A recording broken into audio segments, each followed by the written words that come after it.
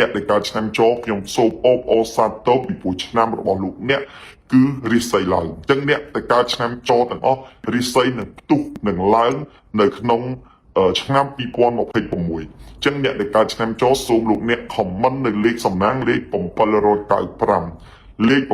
795គឺជាលេខនាំលៀបនាំសំណាងរបស់អស់លោកអ្នកដែលកើតនៅឆ្នាំចបងប្អូនណាបាទអ្នកដែលកើតឆ្នាំចខមមិនលេខ795ជីវិតអ្នកដែលកើតឆ្នាំចបងប្អូនណាមកជីវិតមិនដែលគិតអាក្រក់មិនដែលសាងអាក្រក់ដាក់អ្នកណាមួយទេគឺធ្វើតែល្អហើយខំប្រឹងជួយគេដល់ថ្នាក់ភ្លេចជួយខ្លួនឯងទៀតប៉ុន្តែលទ្ធផលដែលអ្នកកើតឆ្នាំចទទួលបានគឺមិនដែលបានភាពយុត្តិធម៌ត្រឡប់មកវិញទេបើធ្វើការធ្វើច្រើនជាងគេបើហត់ជាងគេដល់ប្រឹងជាងគេដល់ពេលវេទនាជាងគេគេស្ដីឲ្យជាងគេហើយគេមិនឲ្យតម្លៃគេមិនឲ្យកិត្តិយសទៀតអ្នកកើតឆ្នាំចជីវិតបែបហ្នឹងឃើញគេលំបាកឃើញគេវេទនាយើងជួយគេប៉ុន្តែដល់យើងលំបាកយើងវេទនាគ្មានអាណាជួយយើងទេហើយមិននិយាយអ្នកណាឆ្ងាយទេអ្នកកើតឆ្នាំចសូម្បីតែម៉ែបកើតក៏មិនយល់ចិត្តថាអ្នកដតីអ្នកជុំវិញខ្លួនមិនយល់ចិត្តយើងហើយទៅពួកនឹងសុទ្ធអត់ប្រយោជន៍អញ្ចឹងម៉ែយើងប្តីយើងកូនយើងមិនយល់ចិត្តយើងដែរនេះហើយជីវិតយើងរស់ធ្វើអ្វីទៀតចឹងបានអ្នកកើតឆ្នាំចូលអថ្ងៃនេះសឹងបែកទូងាប់ថាចង់ទៅរត់ចោលស្រុកទៅណាបាត់កុំឲ្យអ្នកណាមកឃើញមុខទៀតប៉ុន្តែបើយើងរត់ចោលស្រុកហើយគ្មានអ្នកណាតាមរកទៀតហើយបើគេរត់ចោលស្រុកគេភ័យគេព្រួយតាមរកណាបើយើងឆ្នាំចូលរត់ចោលស្រុកគេអត់តាមរកទៀតហើយជីវិតនឹងវាលះបង់ពេកទៅហើយណាប៉ុន្តែជួបតែការកេងប្រវ័ញ្ចជួបតែការជិះជាន់ជួបតែគេរករឿងហើយវាខកចិត្តយ៉ាងអាណៃអាណន់ណាបងប្អូនអ្នកកើតឆ្នាំចូលហ្នឹងពេលខ្លះថាជាតិក្រោយបើមានជាតិក្រោយពិតណាគឺថាសុំទេវតាហ្មងណាថាទេវតាកុំឲ្យខ្ញុំកើតឆ្នាំចទៀតខ្ញុំវេទនាណាហើយបើអាចបើសោកលុយបានយកលុយទៅសោកទៀតសុំទេវតាថាឥឡូវសោកបានអត់ខ្ញុំសុំខ្ញុំដូរឆ្នាំចេញពួកជីវិតអ្នកកើតឆ្នាំចហ្នឹងបងប្អូនថាមកជីវិតលះបង់ដើម្បីអ្នកដទៃលះបង់យ៉ាងអាណែកអាណន់ណាលះបង់ឲ្យចុងក្រោយយើងអត់ទទួលបាននៅការតបស្នងសងគុណអីត្រឡប់មកវិញទៀតជីវិតវាបែបហ្នឹងឈឺចាប់ប៉ុន្តែចុងក្រោយគេបោកប្រើទៀតហើយបើខ្លួនឯងលុយអត់ហ៊ានចាយរិះថាប៉ុន្តែបើគេឲ្យគេខ្ចីអត់ហើយបើទៅធ្វើអីរាប់អានអ្នកណាមួយមិនដែលបានគេងប្របាញ់ឬគេមរៀលមកកាក់ម៉ាស៊ីនតែមានតែគេគេងប្របាញ់ពីយើងជីវិតអ្នកកើតឆ្នាំជាប់ពីខ្មែរគេថាបើមានលុយឲ្យគេបោកអស់ពីខ្លួនហើយបើអត់លុយគេបោកប្រើឲ្យគេឌីលទៀតអញ្ចឹងបានថាជីវិតអ្នកកើតចាំចោលដល់ពេលដេកគិតទៅម្នាក់អង្គុយទៅយំម្នាក់អង្គុយទៅយំហើយដល់វាពិបាកវាវេទនាពេកហើយហេតុអីបានវាអញ្ចឹងគឺត្រូវតែអញ្ចឹងហ្មងអញ្ចឹងបើវាត្រូវតែអញ្ចឹងហើយយើងក៏ព្យាយាមកែខ្លួនទៅថាអញឈប់ជួយអាណាហើយអញឈប់ល្អហើយអញឈប់ខ្វល់អញខ្វល់ជាមួយខ្លួនឯងហ្នឹងព្រោះពាក្យខ្មែរគេថាមានទៅមានមកហើយឯងមានតែទៅនឹងជួយគេរហូតគេមិនដែលមកផងហ្នឹងចឹងជីវិតអ្នកកើតចាំចូលប៉ុនអញ្ចឹងហើយប្រហែលឆ្នាំចុងក្រោយបងប្អូនរកពីឆ្នាំ2025ថយក្រោយតើបងប្អូនរងទុកវេទនាប្រហែលឆ្នាំកើតទុកប្រហែលឆ្នាំហើយស៊ូមានអ្នកណាមកលើកទឹកចិត្តមកគាំទ្រយើងអត់មានទេមានតែអ្នកមកជន់ឲ្យឆាប់ងាប់ទៅចឹងជីវិតអ្នកកើតឆ្នាំចូលអញ្ចឹងណាបងប្អូនហើយរាល់ថ្ងៃនេះអ្នកកើតឆ្នាំចូលអត់មានចង់បានអីពីអ្នកណាមួយទេសុំឲ្យអ្នកជុំវិញខ្លួនហ្នឹងគ្រាន់តែថាមើលឃើញតែពីការលះបង់របស់អ្នកកាត់ឆ្នាំចោលប៉ុណ្្នឹងទៅវាល្អហើយប៉ុន្តែគេមើលមិនឃើញទៅទៀតណាបាទអញខំធ្វើការចង់ងាប់ដល់ចុងក្រោយជាអញថែមអញ្ចឹងអ្នកកាត់ឆ្នាំចោលមិនសិតបាក់ទឹកចិត្តអញ្ចឹងបានម្នាក់ធ្វើអីខ្ជិលប្រាប់គេតាមដំណើរតាមណាដឹងណាមិនដឹងឲ្យហត់ទៅព្រោះប្រាប់គេមើលមិនឃើញណាវាអញ្ចឹងណាវាយើងវាត្រូវគេអូសរំលងត្រូវគេរំលងយើងចោលរហូតជីវិតអ្នកកាត់ឆ្នាំចោលអញ្ចឹងបងប្អូនបាទចឹងអ្នកដែលកាត់ឆ្នាំចោលបានឃើញនៅវីដេអូនេះហើយសូមបងប្អូនខមមិនលេខ795លេខ795គឺជាលេខនាំលៀបនាំសំណាងរបស់អស់លោកអ្នកហើយបងប្អូនដែលកើតនៅឆ្នាំចោលទាំងអស់ខ្ញុំសូមជម្រាបជូនលោកអ្នកថានៅក្នុងឆ្នាំ2026លោកអ្នកអស់ព្រួយលោកអ្នកលែងមានកង្វល់ពុរិស័យលោកអ្នកឡើងប៉ុន្តែគេលុតតែពេលលហេមមហាមដូចរាល់ថ្ងៃហ្នឹងណាគ្មានណាមើលមុខដល់ឆ្នាំ2026ទៅរិស័យឡើងរស់ស៊ីមានបានកាក់កបស្រាប់តែជួយគេទៀតអាហ្នឹងប្រយ័ត្នប្រយែងមែនទែនកាយយើងលំបាកកាយយើងវេទនាសួរថាអ្នកណាមួយគេមកជួយយើង បាទហើយដល់ពេលយើងពិបាកវេទនាគេអត់ជួយដល់ពេលយើងសប្បាយអូគេជួបយើងទៅជួយគេថាអយុត្តិធម៌ពេកហើយប៉ុន្តែជីវិតអ្នកកើតឆ្នាំចខ្ញុំទាញដំណើរឲ្យមុនវាអញ្ចឹងវាកែមិនបានទេបាទអញ្ចឹងអ្នកដែលកើតឆ្នាំចយើងត្រូវចងចាំក្នុងជជាក្នុងក្អែកបេះដូងថានៅក្នុងឆ្នាំ2026ខាងមុខនេះរាសីលោកអ្នកឡើងខ្លាំងហើយលោកអ្នកដែលកើតឆ្នាំចហេតុអីបានរិស័យឡើងខ្លាំងដោយសារវាមានពពែ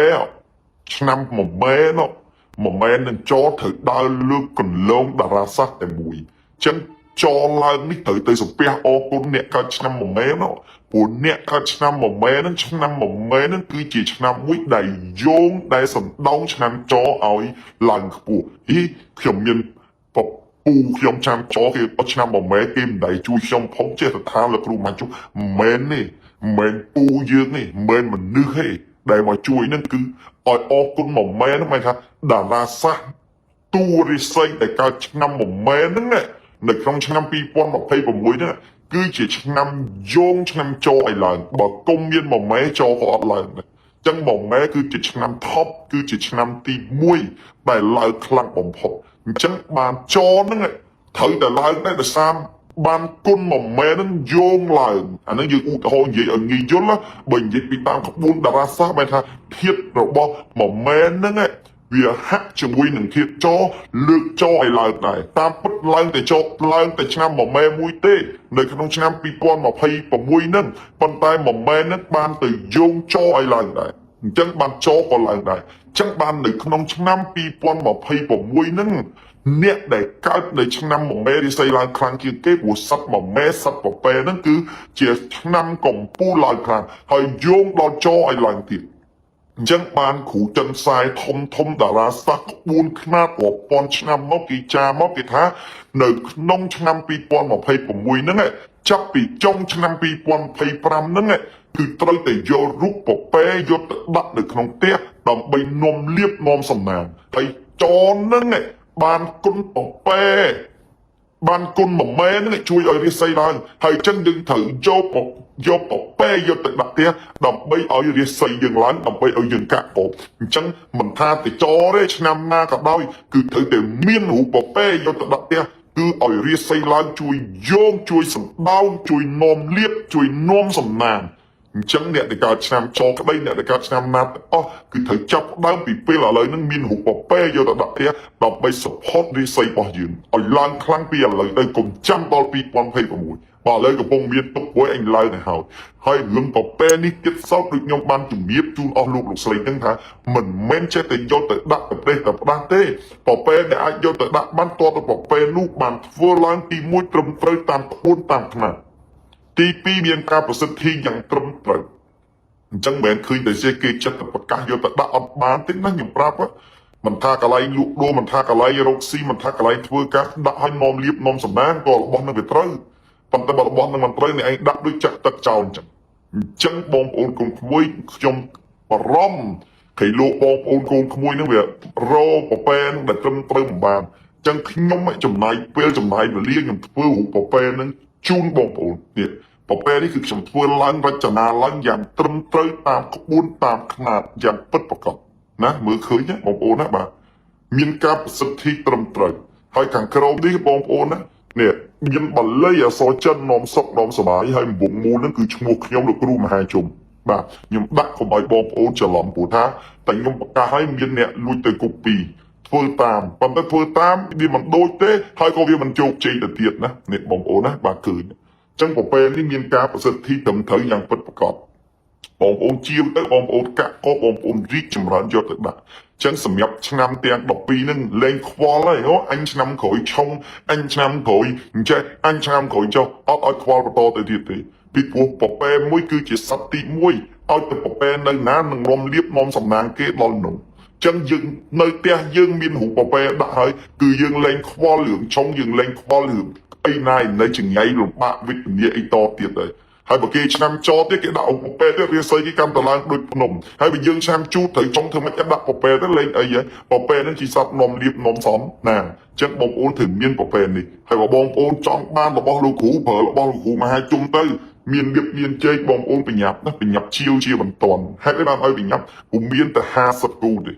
ណាជាមិនទាន់ជាមិនទាន់ទេក៏ទៅតាមនឹងទៅចង់បានឆាតចូលពេកបាទឬមួយក៏តាក់ទងតាមលេខ Telegram 070គុត29 29 38 07គុត29 29 38 099 40គុត86 37អញ្ចឹងសូមតាក់ទងជា Telegram មិន call ក៏ពិបាកចូលដែរបើតាក់ទង Telegram ទៅគេនឹងឆ្លើយឆ្លងតាមនឹងហើយសូមបងប្អូនកូនក្មួយទាំងអស់ដែលកើតនៅឆ្នាំចណាសូមឲ្យរីករាយឲ្យកាក់កបទៅហើយ comment លេខសំណាងទៅគឺលេខ795អញ្ចឹងអ្នកដែលកើតឆ្នាំចទាំងអស់ណាសូម comment លេខ795លេខ795គឺជាលេខនាំលៀបលេខនាំសំណាងបាទ